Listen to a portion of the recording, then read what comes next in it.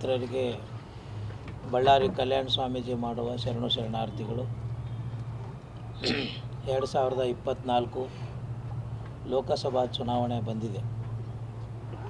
ಇವತ್ತು ನಿಮ್ಮನ್ನೆಲ್ಲ ಪತ್ರಕರ್ತರನ್ನ ಕರೆಯೋ ಪತ್ರಿಕಾಗೋಷ್ಠಿ ಮಾಡೋ ಉದ್ದೇಶ ಏನಂತಂದರೆ, ಇವತ್ತು ರಾಜಕಾರಣಿಗಳು ಎಲೆಕ್ಷನ್ ಬಂದಾಗ ಮಾತ್ರ ನಮ್ಮ ಮನೆ ಬಾಗಿಲಿಗೆ ಬಂದು ಕಾಲು ಹಿಡ್ಕೊಳ್ಳೋದು, ಕೈ ಹಿಡ್ಕೊಳ್ಳೋದು, ರಿಕ್ವೆಸ್ಟ್ ಮಾಡಿ ನಮಗೆ ಮತ ಹಾಕ್ರಿ ಅಂತೇಳಿ ಬೇಡ್ಕೊಳ್ತಾರೆ. ಗೆದ್ದು ಬಂದಮೇಲೆ ನಾವು ಕಾಲು ಹಿಡ್ಕೊಂಡ್ರೂ ಸಹಿತ ಅವ್ರ ಮಾತು ಕೇಳೋದಿಲ್ಲ. ಅಂಥ ಒಂದು ಉದಾಹರಣೆ ನಮ್ಮ ಅಖಿಲ ಕರ್ನಾಟಕ ಬೇಡ ಜಂಗಮ ಸಂಘಟನೆ ವತಿಯಿಂದ ಬೆಂಗಳೂರು ಮಹಾನಗರದ ಫ್ರೀಡಮ್ ಪಾರ್ಕ್ನಲ್ಲಿ ನಾವು ಮತ್ತು ಬಿ ಡಿ ಹಿರೇಮಠರವರು ಸತ್ಯ ಪ್ರತಿಪಾದನಾ ಸತ್ಯಾಗ್ರಹ ಅಂತೇಳಿ 296 ದಿನ ಹೋರಾಟವನ್ನು ಮಾಡಿದ್ವಿ. ನಮ್ಮ ಬೇಡಿಕೆ, ನಮ್ಮ ಜಾತಿ ಪ್ರಮಾಣ ಪತ್ರ ಸರಳೀಕರಣವಾಗಿ ಮಾಡಿಕೊಡ್ರಿ. ಒಬ್ಬೊಬ್ಬರು ಜಂಗಮರು ಜಾತಿ ಪ್ರಮಾಣ ಅರ್ಜಿ ಹಾಕಿದ್ರೆ ರಿಜೆಕ್ಟ್ ಮಾಡ್ತಕ್ಕಂಥದ್ದು, ಕೋರ್ಟಿಗೆ ಕಳಿಸ್ತಕ್ಕಂಥದ್ದು, ಮೊದಲೇ ಬಡವರು ಜಂಗಮರು ಬಡತನ ಇರ್ತೈತಿ. ಅದನ್ನೆಲ್ಲವೂ ಮುಖ್ಯಮಂತ್ರಿಗಳಾಗಿರ್ತಕ್ಕಂಥ ಬೊಮ್ಮಾಯಿ ಅವರಿದ್ದರು, ಅವರೆಲ್ಲ ಗಮನಕ್ಕೆ ಬಂದರೂ ಸಹಿತ ಹೋರಾಟ ಪ್ರಾರಂಭ ಮಾಡಿ 1 ದಿನದಲ್ಲೇ ಅವಾಗ ಸಮಾಜ ಕಲ್ಯಾಣ ಸಚಿವರಾಗಿರ್ತಕ್ಕಂಥ ಕೋಟಾ ಶ್ರೀನಿವಾಸ್ ಪೂಜಾರಿ ಅವರು ಬಂದು ನಿಮಗೆ ನಾಳೆನೇ ಸಂಜೆ ಆದೇಶ ತರ್ತೀವಿ ಅಂತ ಹೇಳ್ತಾರೆ. ನಾವೆಲ್ಲ ಭಾಳ ಸಂತೋಷ ಪಡ್ತೀವಿ. ಆಮೇಲೆ ಅವರು ಆ ಮಾತಿನಂಗೆ ನಡ್ಕೊಳ್ಳೋದಿಲ್ಲ. ಆ ಮನುಷ್ಯ ಒಳ್ಳೆಯ ವ್ಯಕ್ತಿ, ಆದರೆ ಯಾವ ಒತ್ತಡನೆಯನ್ನು ಆತ ನಮ್ಮ ಸಮಾಜಕ್ಕೆ ಕೊಡಬೇಕಾದ ಆದೇಶವನ್ನು ಕೊಡಲಿಲ್ಲ.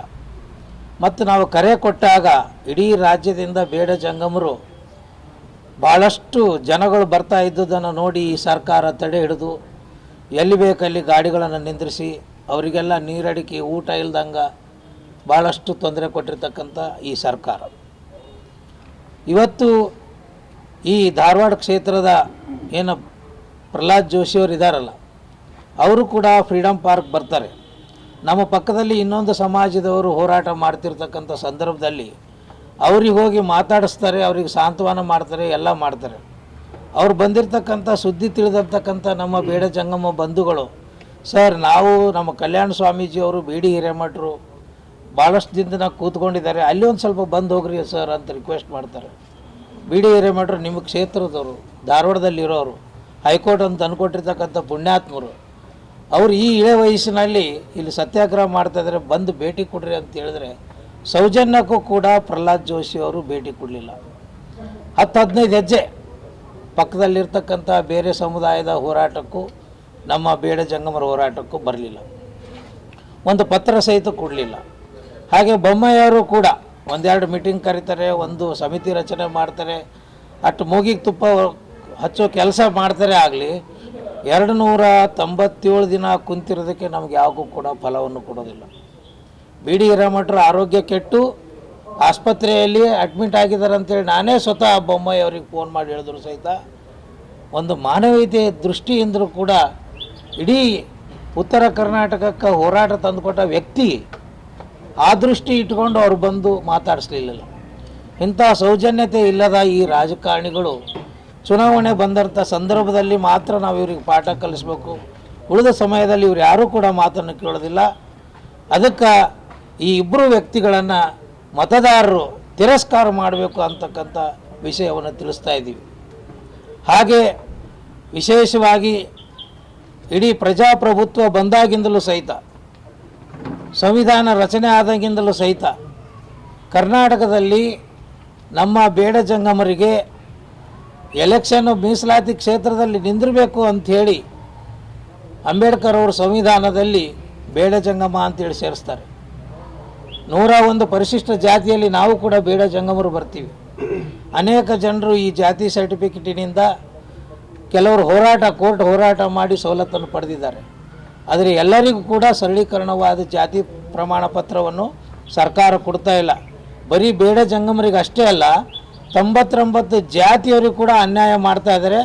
ಆ 99 ಜಾತಿಯವರಿಗೆ ಕೂಡ ಸರಳೀಕರಣದ ಜಾತಿ ಪ್ರಮಾಣ ಪತ್ರದ ಆದೇಶ ಹೊರಡಿಸ್ರಿ ಅಂತ ಹೇಳಿ ನಾವು ಕೂತಿರ್ತಕ್ಕಂಥ ಹೋರಾಟಕ್ಕೆ ಈ ಸರ್ಕಾರ ನಾವು ಬೆಲೆ ಕೊಡಲಿಲ್ಲ. ಭಾಳ ಜನ ಕೇಳ್ತಾರೆ, ಮ್ಯಾಲೆ ನೋಡಿ ಓಟ್ ಹಾಕ್ರಿ ಅಂತೇಳಿ. ಇವರಿಗೆ ನೈತಿಕತೆ ಇಲ್ಲ. ನಮ್ಮನ್ನು ನೋಡಿ ಓಟ್ ಹಾಕ್ರಿ ಅಂತೇಳಿ ಯಾರಿಗೆ ನಮ್ಮ ಪ್ರಹ್ಲಾದ್ ಜೋಶಿ ಅವರಿಗಾಗಿರ್ಬೋದು, ಬಸವರಾಜ ಬೊಮ್ಮಾಯಿ ಅವರಿಗಾಗಿರ್ಬೋದು, ಈಗೇನು ಓಟ್ ಕೇಳ್ತಾ ಇದ್ದಾರಲ್ಲ, ನಾವು ಕೆಲಸ ಮಾಡಿವಿ ನಮ್ಮನ್ನು ನೋಡ್ರಿ ಓಟ್ ಹಾಕ್ರಿ ಅಂತ ಯಾರೂ ಕೇಳ್ತಾ ಇಲ್ಲ. ಮೋದಿಗೆ ನೋಡಿ ಓಟ್ ಹಾಕ್ರಿ, ಮೋದಿಗೆ ನೋಡಿ ಓಟ್ ಹಾಕ್ರಿ ಅಂತ ಕೇಳ್ತಾ ಇದ್ದಾರೆ. ಯಾರೇ ಒಬ್ಬರು ಸಾಂಸಾರಿಕವಾಗಿ ವಿಚಾರವಾಗಿ ನಿಮಗೆ ಉದಾಹರಣೆ ಕೊಡಬೇಕಾದ್ರೆ, ಒಬ್ಬ ಯಜಮಾನ ತನ್ನ ಮಗಳನ್ನು ಕನ್ಯೆಯನ್ನು ಯಾರಿಗಾದರೂ ಕೊಡಬೇಕಾದ್ರೆ ಆ ಮನೆಯಲ್ಲಿರ್ತಕ್ಕಂಥ ಹಿರಿಯರಿಗೆ ನೋಡಿ ಕನ್ಯೆ ಕೊಡ್ತಾನೋ, ವರಕ್ಕೆ ನೋಡಿ ಕನ್ಯೆ ಕೊಡ್ತಾನೋ? ಹಿರಿಯರಿಗೆ ನೋಡಿ ಕನ್ಯೆ ಕೊಟ್ಟರೆ ಏನು ಗತಿ ಆಗ್ತೈತಿ? ವರ ಕುಡಕ ಕೆಡಕ ಇದ್ದ ಅಂತಂದರೆ ಅಂಥವ್ರಿಗೆ ಕನ್ಯೆ ಕೊಟ್ಟರೆ ಏನಾಗ್ತೈತಿ? ಹಾಗೆ ನಾವು ಮತವನ್ನು ಕೂಡ ಹಾಕಬೇಕಾದ್ರೆ ಕನ್ಯೆಯ ಕೊಡುವಾಗ ಎಷ್ಟು ವಿಚಾರ ಮಾಡ್ತೀವೋ, ನಾವು ಮತವನ್ನು ಕೊಡುವಾಗ ಕೂಡ ಅಷ್ಟೇ ವಿಚಾರ ಮಾಡುವಂಥ ಸಂದರ್ಭ ಇದೆ. ಹೀಗಾಗಿ ನಾವು ಸ್ವಾಮೀಜಿಯರ್ಗಾಳಿ ಆಗಿ ಎಲ್ಲ ಜಾತಿಯರಿಗೆ ಹಿತವನ್ನು ಬಯಸ್ತಕ್ಕಂಥದ್ದು, ಎಲ್ಲ ಜನಗಳು ಮತದಾನವನ್ನು ಮಾಡುವಂಥದ್ದು ತಿಳಿಸ್ಬೇಕು ಅಂತೇಳಿ ನಾವು ಈ ಸಂದರ್ಭದಲ್ಲಿ ಬಂದಿದ್ದೀವಿ. ಸ್ವಾಮೀಜಿಯವರೇ ಯಾಕೆ ಬರಬೇಕಾಗೈತಂದ್ರೆ, ಇವತ್ತು ಸ್ವಾಮೀಜಿಗಳು ಬರೀ ಪೂಜೆ ಪುನಸ್ಕಾರ ಮಾಡ್ಕೊಂಡ್ರೆ ಆಗೋದಿಲ್ಲ. ಮತದಾನದ ಜಾಗೃತಿಯನ್ನು ಕೂಡ ನಾವು ಮಾಡಿಸ್ಬೇಕಾಗಿದೆ. ಇವತ್ತು ಭಾಳ ಕಡೆ ಮತದಾನ ಭಾಳಷ್ಟು 60%, 70%, 50% ಬಂದು ನಿಂತಿದೆ. ಬೆಂಗಳೂರು ಮಹಾನಗರಗಳಂತ 50% ಮತದಾನ ಆಗ್ತಾಯಿದೆ. ಅದಕ್ಕೆ ಎಲ್ಲರೂ ಕೂಡ ಮಾನವೀಯತೆ ದೃಷ್ಟಿಯಿಂದ ಒಳ್ಳೆಯವ್ರು ಯಾರು ಕೆಟ್ಟವ್ರು ಯಾರು ಅಂತಕ್ಕಂಥ ಆ ಪಕ್ಷ ಈ ಪಕ್ಷ ನೋಡದೆ ಒಳ್ಳೆಯ ವ್ಯಕ್ತಿಗೆ ಇವತ್ತು ಓಟನ್ನು ಹಾಕ್ರಿ. ಇವತ್ತು ಭಾಳಷ್ಟು ಜನ BJP ಅಭ್ಯರ್ಥಿಗಳು ಮೋದಿಗೆ ನೋಡಿ ಓಟ್ ಹಾಕ್ರಿ ಅಂತಿದ್ದಾರೆ. ಭಾಳ ಜನ ನನ್ನ ನೋಡಿ ಓಟ್ ಹಾಕ್ರಿ, ನನ್ನ ಕೆಲಸ ನೋಡಿ ಓಟ್ ಹಾಕ್ರಿ ಅನ್ನೋಕ್ಕೆ ಇವ್ರಿಗೆ ಯೋಗ್ಯತೆ ಇಲ್ಲ. ಅಂಥ ಕೆಲಸವನ್ನು ಕೆಲವರು ಮಾಡಿರ್ಬೋದು. ಆದರೆ ಉಳಿದೆಲ್ಲರೂ ಕೂಡ ಮೋದಿ ಹೆಸರಲ್ಲಿ ಇವರು 5 ವರ್ಷ ಮಜಾ ಮಾಡ್ತಾ ಇದ್ದಾರೆ. ಯಾವುದೇ ಅಭಿವೃದ್ಧಿ ಕಾರ್ಯವನ್ನು ಮಾಡ್ತಾ ಇಲ್ಲ. ಏನು ಸಾಧಿಸಿರಿ ಅಂತ ಕೇಳಿದ್ರೆ ಇವ್ರ ಹತ್ರ ಉತ್ತರ ಇಲ್ಲ. ಏನು ಹೇಳ್ತಾರೆ? ಮೋದಿ ನೋಡ್ರಿ ಅಂತೇಳಿ. ಆ ಪುಣ್ಯಾತ್ಮನ ಹೆಸರಲ್ಲಿ ಇವರು ಗೆದ್ದು ಕ್ಷೇತ್ರವನ್ನು ಅಭಿವೃದ್ಧಿ ಮಾಡಲಾರದೆ ಬಂದಿದ್ದಾರೆ. ಅನೇಕ ಜನ ಆ ಪಕ್ಷದಲ್ಲಿ ಆ ನೋವನ್ನು ಅನುಭವಿಸಿದವರಿದ್ದಾರೆ. ಯಾರು ಕೂಡ ಧೈರ್ಯವಾಗಿ ಹೇಳಲಿಕ್ಕೆ ಬರೋದಿಲ್ಲ. ಉಚ್ಚಾಟನೆ ಮಾಡೋದು, ಬೇರೆ ರೀತಿ ತೊಂದರೆ ಕೊಡೋದು, ಇಡಿಯವ್ರನ್ನ ಬಿಡೋದು, ಹೀಗೆಲ್ಲ ಮಾಡ್ತಾರಂತೇಳಿ ಆ ಪಕ್ಷದ ಕಾರ್ಯಕರ್ತರು ಕೂಡ ಮುಂದಲಿಕ್ಕೆ ಬರಲಿಕ್ಕೆ ತರೆಯೋದಿಲ್ಲ. ಹೀಗಾಗಿ ನಾಡಿನಲ್ಲಿ ಎಲ್ಲವನ್ನು ತಿಳ್ಕೊಂಡಿರ್ತಕ್ಕಂಥ ನಾವು ಸ್ವಾಮೀಜಿಯವರು ಇವತ್ತು ನಾಳೆ ಒಂದು ದಿವಸ ಬಿಟ್ಟು ನಾಡ್ದು ಮತದಾನ ಆಗ್ತಾಯಿದೆ. ನಾವು ಅವ್ರಿಗೆ ಹಾಕ್ರಿ ಇವ್ರಿಗೆ ಹಾಕ್ರಿ ಅಂತ ಹೇಳೋದಿಲ್ಲ. ಆದರೆ ಬಸವರಾಜ ಬೊಮ್ಮಾಯಿ ಅವರಿಗೆ ಮತ್ತು ಪ್ರಹ್ಲಾದ್ ಜೋಶಿ ಅವರಿಗೆ ಯಾವ ಕಾರಣಕ್ಕೂ ಓಟನ್ನು ಹಾಕಬೇಡ್ರಿ ಅಂತ ಹೇಳ್ತಾ ಇದ್ದೀವಿ. ಯಾಕಂದರೆ ಸ್ವತಃ ನಾವು 296 ದಿನ ಬೆಂಗಳೂರು ಫ್ರೀಡಮ್ ಪಾರ್ಕ್ನಲ್ಲಿ ಮಳೆ, ಬಿಸಿಲು, ಚಳಿ, ಹಸಿವೆ ಯಾವುದು ಲೆಕ್ಕಿಸಲಿದೆ ನಾವು 99 ಜನರ ಅನುಕೂಲಕ್ಕಾಗಿ ಒಂದು ಸಣ್ಣ ಆದೇಶಕ್ಕಾಗಿ ಕಾನೂನು ಪರವಾಗಿ, ಸಂವಿಧಾನ ಪರವಾಗಿ, ಕೋರ್ಟ್ ಆದೇಶಗಳಿದ್ದರೂ ಸಹಿತ, ಕುಲಶಾಸ್ತ್ರ ಅಧ್ಯಯನ ಇದ್ದರೂ ಸಹಿತ, ಈ ಎಲ್ಲ ಆದೇಶಗಳು ಇಷ್ಟು ರೆಕಾರ್ಡ್ಸ್ ಇದ್ದರೂ ಸಹಿತ ನಮಗೆ ಅನ್ಯಾಯವನ್ನು ಮಾಡಿರ್ತಕ್ಕಂಥ ಸರ್ಕಾರ. ಅದಕ್ಕೆ ನಮಗೆ ನ್ಯಾಯ ಕೊಟ್ಟಿಲ್ಲ. ಇವರನ್ನು ಮತದಾರರು ತಿರಸ್ಕಾರ ಮಾಡಬೇಕು ಅಂತಕ್ಕಂಥದ್ದು ನಾವು ಕೇಳ್ಕೊಳ್ತಾ ಇದ್ದೀವಿ. ಇವತ್ತು ನಮಗೆ ಹಾವೇರಿ ಮತ್ತು ಗದಗ ಕ್ಷೇತ್ರದಲ್ಲಿ ಇಡೀ ರಾಜಕೀಯ ಇತಿಹಾಸದಲ್ಲಿ ಒಬ್ಬ ಜಂಗಮರಿಗೆ ಯಾವ ರಾಷ್ಟ್ರೀಯ ಪಕ್ಷ ಒಂದು ಸರಿ ಕೂಡ ಟಿಕೆಟ್ ಕೊಟ್ಟಿಲ್ಲ. ನಿಮ್ಮ ಮಾಧ್ಯಮದವ್ರಿಗೆ ಗಮನಕ್ಕೆ ಆಯ್ತೋ ಇಲ್ಲೋ ಗೊತ್ತಿಲ್ಲ. ಇವತ್ತು ಸಂವಿಧಾನ ರಚನೆ ಆಗಿ ಇಷ್ಟು ವರ್ಷ ಆದರೂ ಸಹಿತ ಒಬ್ಬ ಜಂಗಮ ಲೋಕಸಭೆಗೆ ಸ್ಪರ್ಧೆ ಮಾಡಲಿಕ್ಕೆ ಯಾವ ರಾಷ್ಟ್ರೀಯ ಪಕ್ಷಗಳು ಟಿಕೆಟ್ ಕೊಟ್ಟಿಲ್ಲ. ಆದರೆ ಇವತ್ತು ಕಾಂಗ್ರೆಸ್ ಸರ್ಕಾರ ನಮ್ಮ ಜಂಗಮರಿಗೆ ಒಂದು ಟಿಕೆಟನ್ನು ಕೊಟ್ಟಿದೆ. ಹಾವೇರಿ ಮತ್ತು ಗದಗ ಲೋಕಸಭಾ ಕ್ಷೇತ್ರದಿಂದ ಆನಂದ್ ಗಡ್ಡ ದೇವ್ರಮಠ ಅಂತೇಳಿ ಅವ್ರ ವಿರುದ್ಧ ನಮ್ಮ ಬೊಮ್ಮಾಯಿಯವರು ಸ್ಪರ್ಧೆ ಮಾಡಿದ್ದಾರೆ.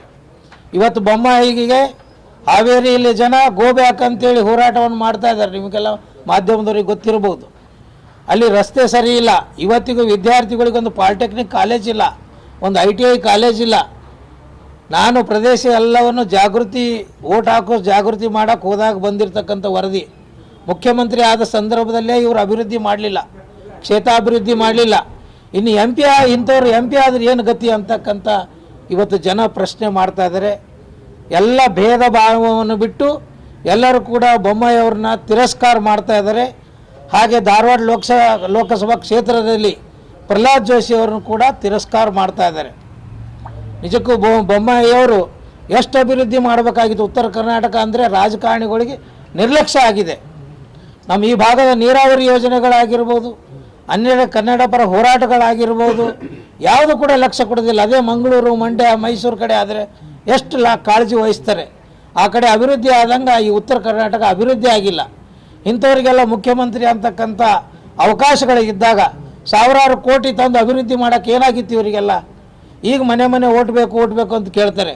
ಎಷ್ಟೋ ಜನ, ನಾನು ಬೆಂಗಳೂರಲ್ಲಿ 100 ದಿನ ಮನೆಗೆ ಹೋಗಿದ್ದೀನಿ, ಬೆಳಗ್ಗೆ ಮತ್ತು ಸಾಯಂಕಾಲ. ಒಬ್ಬ ಕಾವಿದಾರಿ ಅಂತೇಳಿ ಒಳಗೆ ಗೌರವದಿಂದ ಕೂಡಿಸೋದು ಬಿಟ್ಟು ಬಾಗಿಲು ಮುಂದೆ 1 ಗಂಟೆ 2 ಗಂಟೆ ಕಾದಿದ್ದೀವಿ ನಾವು. ಕಾದಿದ ಕೂಡಲೇ ಏನಂತಿದ್ರು, ಇಲ್ರಿ ಆ ಕಡೆ ಬಾಗಿಲು ಹಾಸಿ ಹೋದ್ರು ಅಂತ ಹೇಳ್ತಿದ್ರು. ಒಬ್ಬ ಮುಖ್ಯಮಂತ್ರಿಗಳಾಗಿ ಬಡವರು ಬಗ್ಗರು ಕಾವಿದಾರಿಗಳಾಗಿ ನಾವು ಸಮಾಜ ಸುಧಾಕರು, ಜಾತಿ ಉದ್ಧಾರ ಮಾಡೋರಲ್ಲ, ಎಲ್ಲ ಜಾತಿಯನ್ನು ಆಶೀರ್ವಾದ ಮಾಡಿದವರು, ಉದ್ಧಾರ ಮಾಡಿದವರು, ಉದ್ಧಾರ ಮಾಡೋ ಅಂಥವ್ರು. ಅದಕ್ಕೆ ನಮ್ಮ ಸ್ವಾಮೀಜಿಗಳಿಗೆ ಇಷ್ಟು ನೋವಾಗಿದೆ ಅಂತಂದರೆ ಇನ್ನು ಸಾಮಾನ್ಯರು ಯಾರೂ ಕೂಡ ಧ್ವನಿ ಎತ್ತುವಂಥ ಪರಿಸ್ಥಿತಿ ಇಲ್ಲ. ಧ್ವನಿ ಎತ್ತಿದ್ರೆ ಏನಾಗ್ತೈತಿ ಅಂತಕ್ಕಂಥದ್ದು ಸಾಮಾನ್ಯರಿಗೆಲ್ಲ ಗೊತ್ತಿದೆ. ಆದರೆ ನಮಗೆ ಸ್ವಾಮೀಜಿಯವ್ರಿಗೆ ಹೆಂಡರು ಮಕ್ಕಳು ಯಾರೂ ಇರೋದಿಲ್ಲ. ಏನಾದರೂ ಆಗಲಿ ಅಂತೇಳಿ ಧೈರ್ಯವಾಗಿ ಇವತ್ತು ನಾವು ಮಾತಾಡ್ತಾ ಇದ್ದೀವಿ. ಅದಕ್ಕಾಗಿ ನಮಗೆ ನೋವೇನಂತಂದರೆ ಈ ಭಾಗದ ಅಭಿವೃದ್ಧಿ ಆಗಿಲ್ಲ. ಬಸವರಾಜ ಬೊಮ್ಮಾಯಿ ಆಗಿರ್ಬೋದು, ಪ್ರಹ್ಲಾದ್ ಜೋಶಿಯವರಾಗಿರ್ಬೋದು, ನಾವು 296 ದಿನ ಕುಂತರೂ ಸಹಿತ ನಮಗೆ ನ್ಯಾಯ ಕೊಟ್ಟಿಲ್ಲ. ಅಂಥ ನ್ಯಾಯ ಕೊಡಲಾರ್ದಂಥ ಬೊಮ್ಮಾಯಿ ಅವರಿಗಾಗಲಿ ಜೋಶಿಯವ್ರಿಗಾಗಿ ಕೂಡ ಯಾರು ಕೂಡ ಆಯ್ಕೆ ಮಾಡಬಾರ್ದು ಅಂತಕ್ಕಂಥ ನಮ್ಮ ಅಭಿಪ್ರಾಯ ಆಗಿದೆ. ಹಾಗೆ ನಮ್ಮ ವೀರಶೈವ ಪಂಚಮಸಾಲಿಯವರಿಗೂ ಕೂಡ ಇಲ್ಲಿ ಬೆಳಗಾವಿಯಲ್ಲಿ ಅಧಿವೇಶನದಲ್ಲಿ ಲಕ್ಷಾಂತರ ಜನ ಹೋರಾಟಕ್ಕೆ ಬಂದಾಗ ಅವರಿಗೆ ನಾವು ಗ್ಯಾರಂಟಿ ಕೊಡ್ತೀವಿ ಅಂತೇಳಿ ಅವರಿಗೂ ಪಂಗನಾಮ ಹಾಕಿದ್ರು. ಕುರುಬರಿಗೆ ಕೂಡ ಎಷ್ಟಿಗೆ ಸೇರಿಸ್ತೀವಿ ಅಂಥೇಳಿ ಅವರಿಗೂ ಪಂಗನಾಮ ಹಾಕಿದ್ರು. ಅನೇಕ ಜಾತಿಯವರಿಗೂ ಕೂಡ ಅನ್ಯಾಯ ಮಾಡಿರ್ತಕ್ಕಂಥ ಬೊಮ್ಮಾಯಿ ಅವರು ಮತ್ತು ಈ BJP ಸರ್ಕಾರ ಯಾರಿಗೂ ಕೂಡ ನ್ಯಾಯವನ್ನು ಕೊಡಲಿಲ್ಲ. ಅದಕ್ಕಾಗಿ ನಾಳೆ ದಿನ ಒಂದೇ ದಿನ ಇದೆ, ನಮ್ಮ ಮತದಾರರು ಏನಪ್ಪ ಸ್ವಾಮಿಗಳು ಯಾಕೆ ಹೋಗ್ಯಾರ ರಾಜಕೀಯರಿಗೆ ಅಂತ ಹೇಳಿದ್ರೆ, ನಮಗೆ ರಾಜಕೀಯದಿಂದ ಏನೂ ಲಾಭ ಇಲ್ಲ. ನಮಗೆ ಬೊಮ್ಮಾಯಿ ಗೆದ್ರಾಗಲಿ ಜೋಶಿಯವ್ರು ಗೆದ್ರೆ ನಮಗೆ ಯಾರಿಗೂ ಲಾಭ ಇಲ್ಲ. ಸೋತ್ರೆ ಇನ್ನೂ ಲಾಭ ಆಗ್ತೈತಿ. ಒಳ್ಳೆ ಯುವಕರು ಬರಲಿ, ಒಳ್ಳೆ ಜನರು ಕಾಳಜಿ ಇರೋರು ಆರಿಸಿ ಬರಲಿ ಅಂತಕ್ಕಂಥ ಇಚ್ಛೆ ಬಿಟ್ಟರೆ ಜನ TV ನೋಡ್ತಕ್ಕಂಥ ಜನರು ನೀವೆಲ್ಲರೂ ಕೂಡ ಜಾಗೃತರಾಗಬೇಕು. ಸ್ವಾಮಿಗಳೇ ಇಷ್ಟು ಸಮಾಜದ ಕಾಳಕಳಿ ತೊಗೊಂಡಿದ್ದಾರೆ, ನಾವ್ಯಾಕೆ ತೊಗೋಬಾರ್ದು ಅಂಥೇಳಿ ಮನೆಯಲ್ಲಿ TV ನೋಡ್ತಕ್ಕಂಥ ಎಲ್ಲರೂ ಕೂಡ ಓಟ್ ಹಾಕುವಂಥ ಕೆಲಸ ಮಾಡಬೇಕು. ಇವತ್ತೆಲ್ಲ ಕೆಟ್ಟ ಸರ್ ಆಗಲಿ ಅಲ್ಲಲ್ಲ, ಇಡೀ ಸಮಾಜಕ್ಕೆ ನೀವು ಕರೆ ಕೊಟ್ಟರು ಅಥವಾ ನಿಮ್ಗೆ ಬೇಡಂಗ ಜಂಗಮ ಸರ್ಟಿಫಿಕೇಟ್ ಅವ್ರು ಕೊಡಕ್ಕೆ ಹಿಂಜರಿದ್ರು ಅಂತೇಳಿ ಅವ್ರು ಸ್ವಾಮೀಜಿಗಳು ಇದು ಸ್ವಾಮಿಗಳು ಅಷ್ಟೇ ಓಟ್ ಹಾಕ್ಬಾರ್ದು ಅಂತ ಅಂದ್ರೆ ವಿರಕ್ತರದಲ್ಲಿ ಅವ್ರು ಅಷ್ಟೇ ಓಟ್ ಹಾಕ್ಬಾರ್ದು ಅಂತ ಕರೆ ಕೊಟ್ಟರು. ಸರ್, ಸ್ವಾಮೀಜಿಯವರು ಯಾವುದೇ ರಾಜಕಾರಣಿ ಗೆದ್ದು ಬರಬೇಕಾದ್ರೆ ಎಲ್ಲ ಸಮಾಜದವ್ರು ಓಟ್ ಹಾಕಿದ್ರೆ ಮಾತ್ರ ಗೆಲ್ತಾರೆ. ನಮ್ಮ ಜಂಗಮರು ಅಷ್ಟೇ ಹಾಕಿದ್ರೆ ಯಾರಿಗೂ ಗೆಲ್ಲೋದಿಲ್ಲ. ನಮ್ಮ ಧ್ವನಿ ಏನಿದೆ ಎಲ್ಲರಿಗೂ ನ್ಯಾಯವನ್ನು ಕೊಡಿಸಲಿಲ್ಲ ಅಂತಕ್ಕಂಥದ್ದು. ಅದರಲ್ಲಿ ನಾನು ಸ್ವತಃ ಬೇಡ ಜಂಗಮರು ಹೋರಾಟಕ್ಕೆ ಕುಂತಿರ್ತಕ್ಕಂಥ ನನ್ನ ನೋವನ್ನು ದುಃಖವನ್ನು ಹಂಚ್ಕೊಂಡಿದ್ದೀನಿ. ಹಾಗೆ ಬೇರೆ ಸಮಾಜಕ್ಕೂ ನಾವು ಬೆಂಬಲವನ್ನು ಕೊಟ್ಟಿದ್ದೀವಿ. ಪಂಚಮಸಾಲಿಯವರಾಗಿರ್ಬೋದು, ವಾಲ್ಮೀಕಿಯವರಾಗಿರ್ಬೋದು, ಅಲ್ಲಿ ರೈತರಾಗಿರ್ಬೋದು, ಅಲ್ಲಿ ಶಿಕ್ಷಕರಾಗಿರ್ಬೋದು, ಫ್ರೀಡಮ್ ಪಾರ್ಕ್ನಲ್ಲಿ ದಿನ ಯಾರ್ಯಾರು ಬರ್ತಿದ್ರು ಅವ್ರ ವೇದಿಕೆಗೆ ಹೋಗಿ ನಾವು ಬೆಂಬಲವನ್ನು ಕೊಟ್ಟಿದ್ದೀವಿ. ನಾವು ಅಷ್ಟೇ ನಮ್ಮ ಸಮಾಜಕ್ಕೆ ಅಷ್ಟೇ ಕೊಂಡಿರೋದಲ್ಲ, ಅಲ್ಲಿ ಬರ್ತಕ್ಕಂಥ ಎಲ್ಲ ಹೂಗಾರ ಸಮಾಜದವ್ರು ಬಂದಿದ್ರು, ಗಾಣಗಾರ ಸಮಾಜದವ್ರು ಬಂದಿದ್ರು. ಸರ್, ಬರೀ ನಿಮ್ಮ ಒಂದಷ್ಟೇ ಓಟ್ ಅವ್ರಿಗೆ ಆಗ್ದಂಗೆ ಇರ್ಬೇಕಾ ಅಥವಾ ಅಂದ್ರೆ ಎಲ್ಲರಿಗೂ ನೀವು ಕರೆ ಕೊಡ್ತಾ ಇದ್ದೀರಾ? ಎಲ್ಲರಿಗೂ ಕರೆ ಕೊಡ್ತಾ ಇದ್ದೀವಿ ಸರ್, ಎಲ್ಲರಿಗೂ ಕರೆ ಕೊಡ್ತಾ ಇದ್ದೀವಿ. ಎಲ್ಲ ಸಮಾಜದವರು ನೋವು ಪಟ್ಟಿದ್ದಾರೆ, ತಿಳಿಲಾರ್ದವ್ರಿಗೆ ತಿಳಿಲಿ ಅಂತೇಳಿ ನಾವು ಮಾಧ್ಯಮ ಮೂಲಕವಾಗಿ ತಿಳಿಸ್ತಾ ಇದ್ದೀವಿ. ಈಗ ನೀವು ಇಷ್ಟು ಹೇಳ್ತಾರೆ, ಇದೇ ಒಬ್ಬ ಹುಬ್ಬಳ್ಳಿಗೆ ನೇಹ ಪ್ರಕರಣನ ಅದೊಂದು ದೊಡ್ಡ ರಾಜಕೀಯ ಮಾಡ್ಕೊಂಡ್ರು. ಅದು ತಮ್ಮ BJP ಇದೇ ಏನು ನೀವು ಹೇಳ್ತಾ ಇದಾರೆ ನಾಯಕರು ತಮ್ಮ ಸ್ವಾರ್ಥಕ್ಕಾಗಿ ಯಾವ ರೀತಿ ಬಳಸ್ಕೋಬೇಕು ಟ್ರೈ ಮಾಡ್ತಾ ಇದ್ದಾರೆ. ಮತ್ತು ಅದಕ್ಕೇನು ಹೇಳ್ತಾರೆ ಸರ್? ಇದು ಮೊದಲನೇ ಸರಿ ಅಲ್ಲ. ಇಂಥ ಘಟನೆಗಳಿಗೆ ಬಂದಾಗ ಅವ್ರು ರಾಜಕೀಯ ಲಾಭಕ್ಕೆ ಮಾಡ್ಕೊಡಕ್ಕೆ ಬರ್ತಾರೆ ಅನ್ನೋದು ಜನಸಾಮಾನ್ಯರಿಗೆಲ್ಲ ಗೊತ್ತೈತೆ.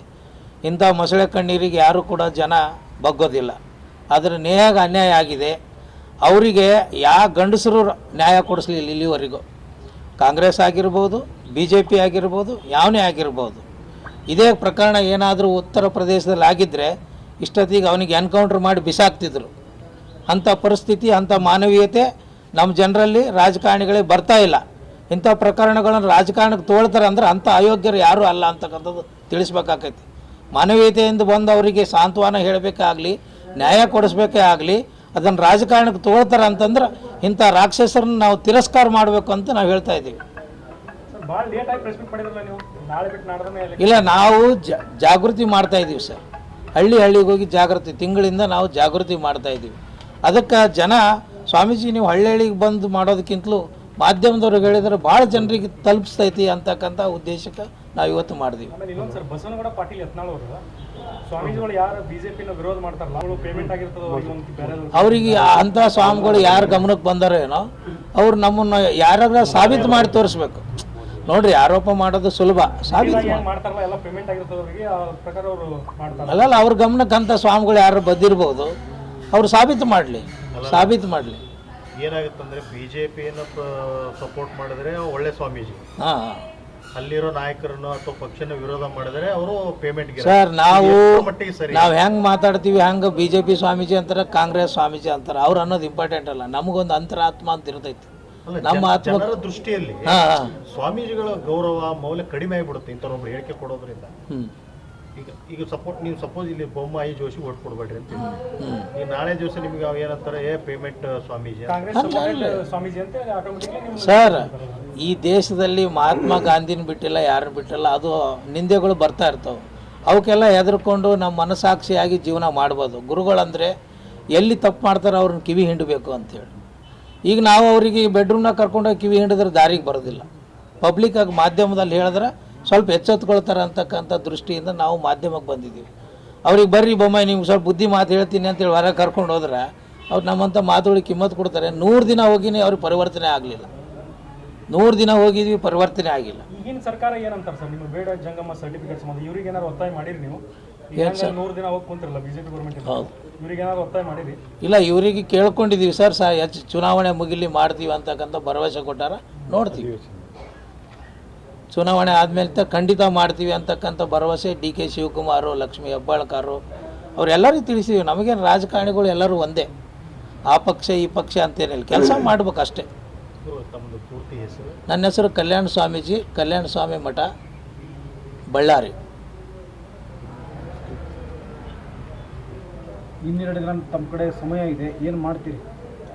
ಏನಿಲ್ಲ, ಈಗ ನಾವು ಹಳ್ಳಿಗೆ ಹೋಗಿ ಜನರನ್ನು ಯಾವುದೇ ಈ ಪಕ್ಷಕ್ಕೆ ಹಾಕ್ರಿ ಆ ಪಕ್ಷಕ್ಕೆ ಹಾಕ್ರಿ ಅಂತ ಹೇಳೋದಿಲ್ಲ. ವ್ಯಕ್ತಿ ಒಳ್ಳೆಯವರಿದ್ದರೆ ಹಾಕ್ರಿ, ಕೆಟ್ಟವರಿದ್ದರೆ ತಿರಸ್ಕಾರ ಮಾಡಿರಿ ಅನ್ನೋದು ಅಷ್ಟು ಬಿಟ್ಟರೆ ನಾವು ಯಾವುದು ಕೂಡ ವಿರೋಧಿಲ್ಲ. ಈಗ ಇಲ್ಲಿ ಹಾವೇರಿ ಕ್ಷೇತ್ರದ ಅಡ್ಡಾಡಿರಿ? ಹಾಂ ಸರ್, ಹಾವೇರಿ, ಗದಗ, ಬೇರೆ ಬೇರೆ ನಮ್ಮ ಎಲ್ಲಿ ಜನರು ಈ ಥರ ಕೆಲಸ ಮಾಡಲಾರ್ದವರು, ಶೋಕಿ ಮಾಡೋರು, ದಿಮಾಕ್ ಮಾಡೋರು ಎಲ್ಲಿ ನಮ್ಮ ರಾಜ್ಯದಾಗ ಅದಾರ ಅಲ್ಲೆಲ್ಲವೂ ಕೂಡ ನಾವು ಈ ಕೆಲಸ ಮಾಡ್ಕೋತಾ ಇದ್ದೀವಿ. ಭಾಳ ಜನ ನಮ್ಮ ಮತದಾರರು ಓಟ್ ತಗೊಂಡು ಶೋಕಿ ಜೀವನ ಅನುಭವಿಸ್ತಾರೆ ಸರ್. ಹಳ್ಳಿ ಜನರು ಇವತ್ತು ಎಷ್ಟೋ ಜನ MP ಗಳು ಹಳ್ಳಿಗೆ ಹೋಗಿಲ್ಲ. ನನಗೆ ಹೇಳಿದ್ದು ಹಳ್ಳಿ ಜನರು ನನಗೆ ಹೇಳಿದ್ದು, ನಾವು ಓಟ್ ಹಾಕಿವ ಜರ MP ಹೆಂಗಾರ ನೋಡಿಲ್ಲ ಅಂತಂತಾರೆ. ಅದಕ್ಕೆ ನೀವರ ಕರ್ಕೊಂಬರ್ರಿ ಯಾರಿಗಾರ ಆರಿಸಿ ಅಂತಾರೆ. ಅಂದ್ರೆ ಇಷ್ಟರ ಮಟ್ಟಿಗೆ ಜನರನ್ನ ಇವರು ತಿರಸ್ಕಾರ ಮಾಡ್ಯಾರ. ಓಟ್ಗಳು ಬಂದಾಗ ಮಾತ್ರ ಹಳ್ಳಿಗಳಿಗೆ ಹೋಗ್ತಾರೆ, ಜನಗಳು ಬಾಗಿಲಿಗೆ ಹೋಗ್ತಾರೆ, ಮಾಡ್ತಾರೆ. ಗೆದ್ದ ಮೇಲೆ ಹಳ್ಳಿ ಜನ ಇವ್ರ ಮನೆ ಮುಂದೆ ಬಂದು ಕುಂತ್ರೆ ಒಂದು ಗ್ಲಾಸ್ ನೀರು ಕೊಡೋದಿಲ್ಲ. ನಾ ಕಣ್ಣಾರೆ ಕಂಡಿರ್ತಕ್ಕಂಥ ದೃಶ್ಯಗಳು. ಅದಕ್ಕೆ ನಮಗೆ ನೋವಾಗಿದ್ದನ್ನು ನಾವು ಮಾಧ್ಯಮದಿಂದ ಹೇಳ್ಕೊಂಡ್ರೆ 4 ಜನರಿಗೆ ತಲುಪಿಸಿದ್ರೆ ಜನರು ನೀವು ಮಾಧ್ಯಮದ ಮೂಲಕವಾಗಿ ಜಾಗೃತಿ ಆಗ್ತಾರೆ ಅಂತಕ್ಕಂಥ ಹಿತದೃಷ್ಟಿ ಅಷ್ಟೇ, ಬೇರೆ ಇನ್ಯಾವುದೂ ಇಲ್ಲ.